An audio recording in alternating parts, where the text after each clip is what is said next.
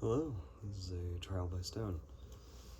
Okay, so tonight I watched Eddington, directed by Ari Aster. Back, may have muted me a little bit. This is directed by Ari Aster. This year, the cinematographer was Darius Kanji. I point that out just so I know his name because the cinematography in this film was great.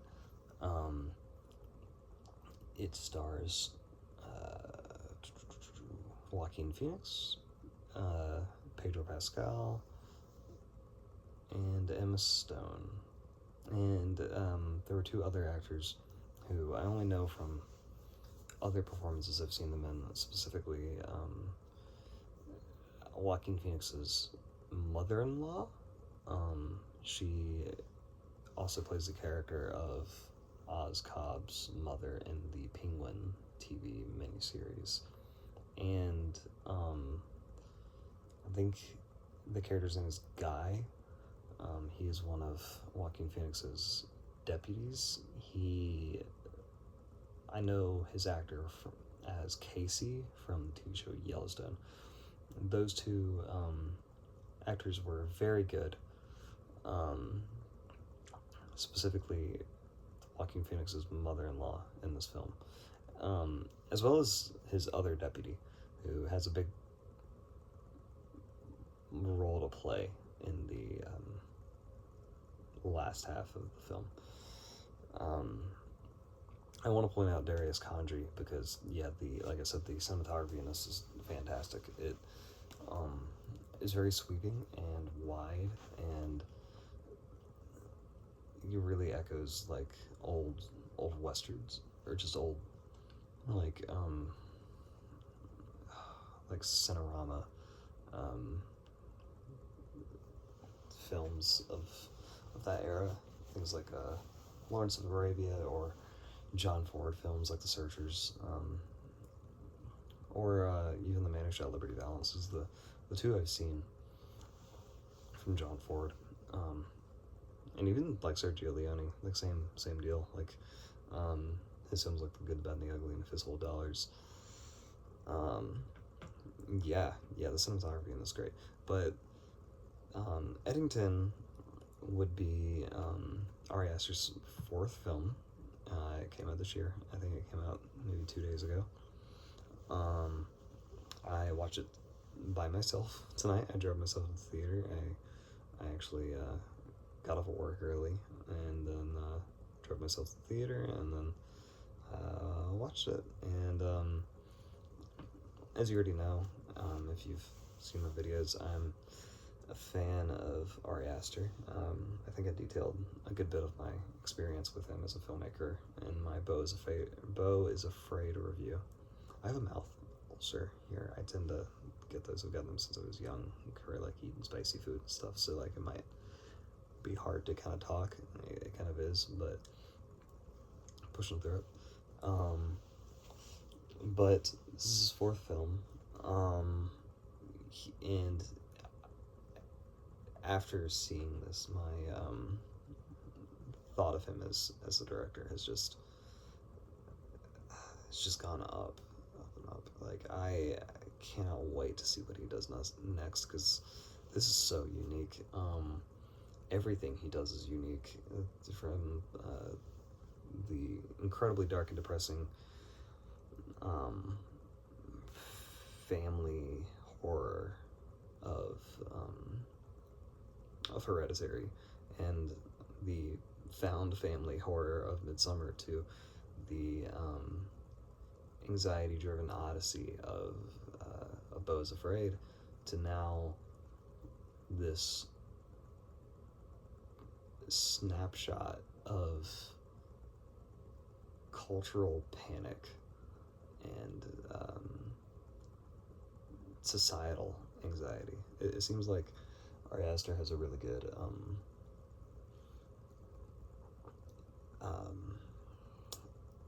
feel for anxiety, which I empathize with quite a bit and I relate to.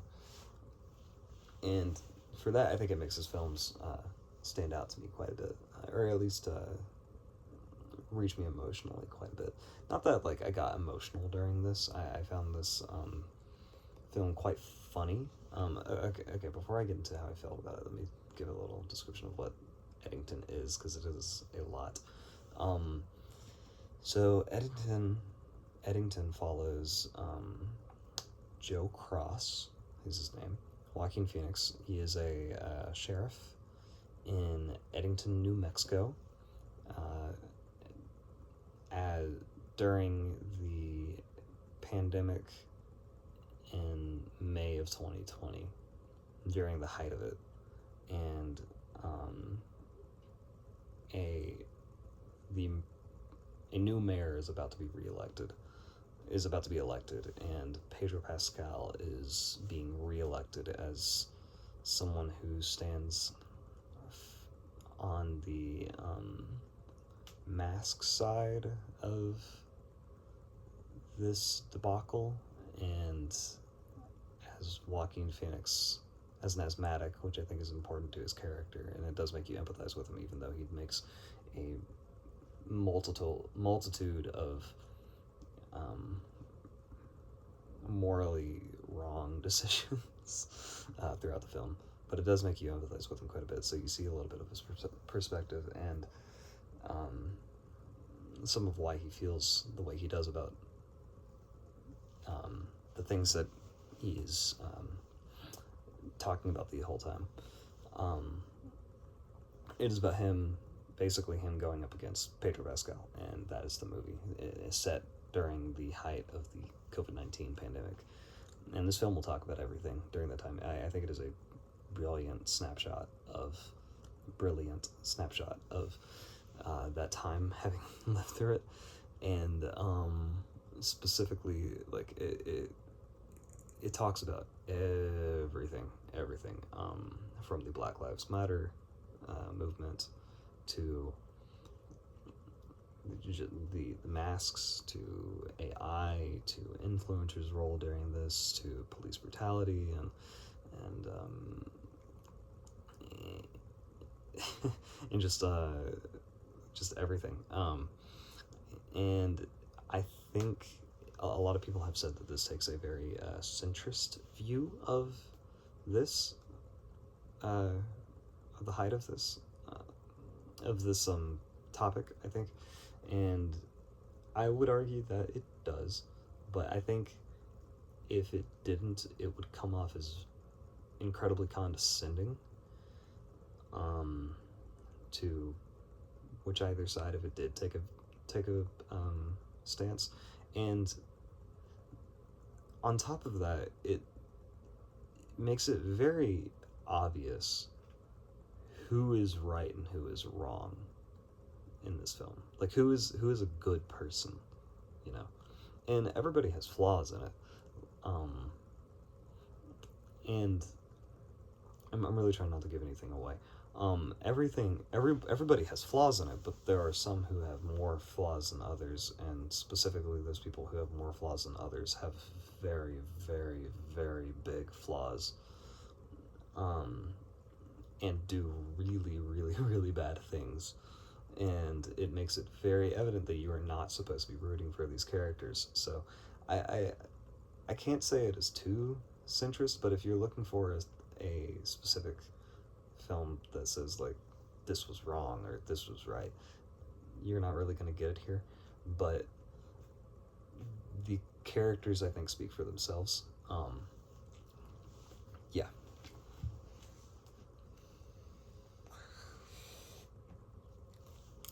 And Joaquin Phoenix is great in this. I think, like I said with Ari Aster, I think he really channels himself through Joaquin Phoenix, his character at least some of Ari Aster channels himself through some of Joaquin Phoenix. Like I said, I think he has a good finger on the pulse of what it is to have anxiety, and specifically manliness, or how, and this is what actually reached out to me the most about this film.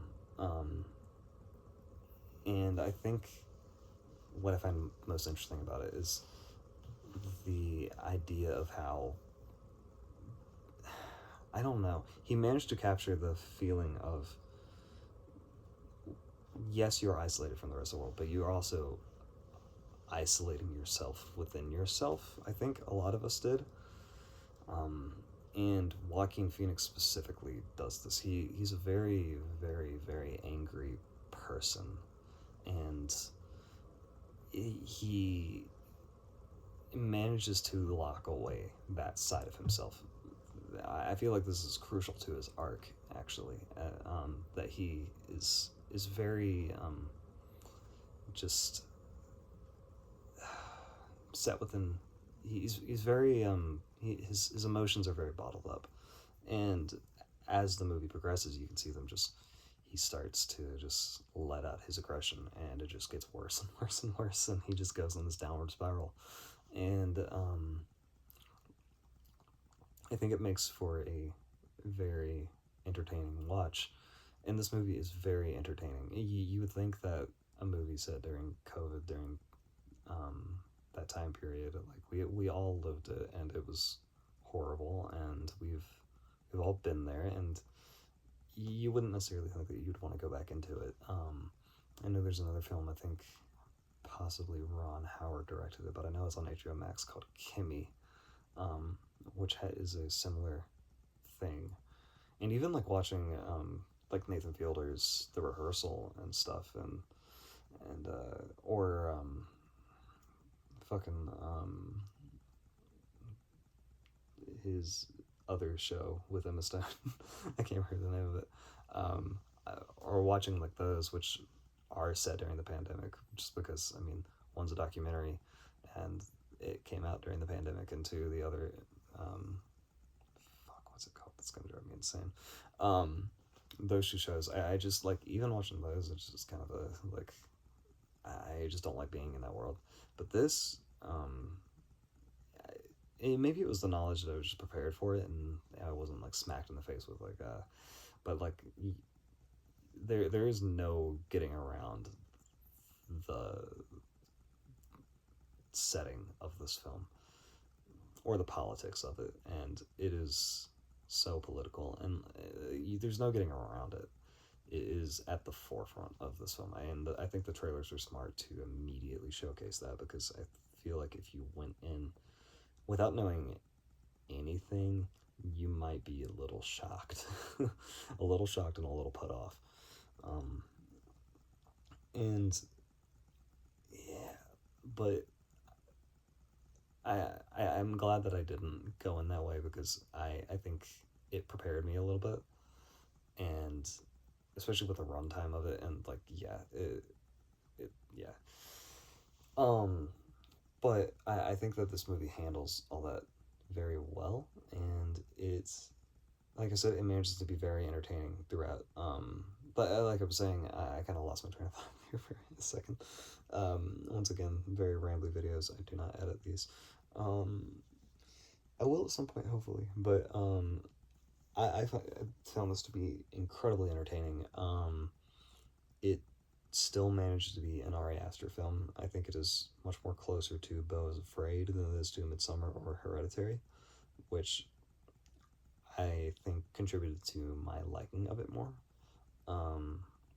Because I love Beau is Afraid. I've watched it probably 6 or 7 times since its release, and it has very easily entered within my top 100 favorite films, because I have a list of my top 100 favorite films. I love it so much. I find Beau incredibly relatable, and I feel like this film is very similar in a lot of its filmmaking specifically, and some of the story. Like I said, with this, like, Ari Aster having a good pulse on anxiety and how that feels, I feel like the first 30 minutes of Beau is very much that. It's kind of him just running around like everything's like horrible and awful, and it's scary and he's afraid and like blah, blah, blah. But like that's kind of the whole vibe of this. It's very anxious and very chaotic the whole time, and you're just watching it just get worse and worse and worse and worse and worse. And and similar to Bo, I mean, that is an odyssey within itself that you're going on with this character. And I say this character because, like, yes, Pedro Pascal is in this, and he, this isn't like he's the second lead kind of thing. He's in it, and I wish there was more of him. I actually think if I had a few issues with it, I do think it is a bit messy because it does bite off a lot, and I don't think it necessarily gets to talk about everything in the depth that they deserve, specifically for the weight of said topics to be fully fleshed out. And that especially goes with a lot of the side characters, specifically Emma Stone, quite a bit. A lot of her character arc does happen off screen, though, and I was watching or listening to fellow YouTuber Dan Merle on the way home, and he actually mentioned that like she could actually like fill out her own whole movie, and I echo that sentiment. She's I find her very fascinating, and Austin Butler was great. He's also in this film. He is very interesting, and this is one of my more favorite performances of his. Again, he just doesn't get enough. Same with Pedro Pascal. And I think everyone is good and everyone is playing a very interesting character, but there's just not enough. And I think partially some of that issue is just because there is so much Joaquin Phoenix. He is in every single scene of this movie, and that's not necessarily a bad thing because he is incredible. This is one of his best performances, I would argue. And his character is incredibly fascinating and very fun to watch. He's very performative and charismatic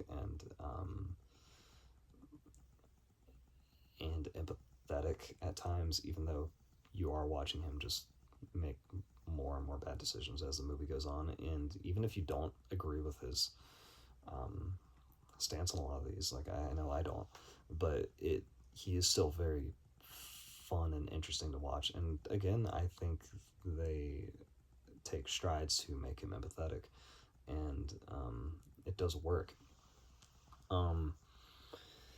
But I do think this movie is a little messy though, like I said, and I don't think that a few of the side characters get enough time to be fleshed out as much as they should. That being said, this is an incredibly entertaining watch, which is not what I expected coming out of this. And there is action in it, and the action is great. It has very Ari Aster very clear Ari Aster moments. The performances are great. The story is entertaining and interesting, and I feel like it captures, like I said, a very good snapshot of that time period, and captures a lot of the emotions during that time period, and is more so just holding a good mirror towards us now and being like, we were all very loud and angry then, and we still are. And it's a little frightening that nothing has changed. And sure, it's only been 5 years, but it's kind of crazy, and it is. I think it is a very good snapshot of that time period. And yeah. I feel like I've repeated myself a lot during this, but yeah, I found this very entertaining. The performances were great. It is probably my third favorite Ari Aster film, behind Bo and Midsummer. Yeah, I just had a really good time with this. It gets a 4 out of 5 stars on my Letterboxd, and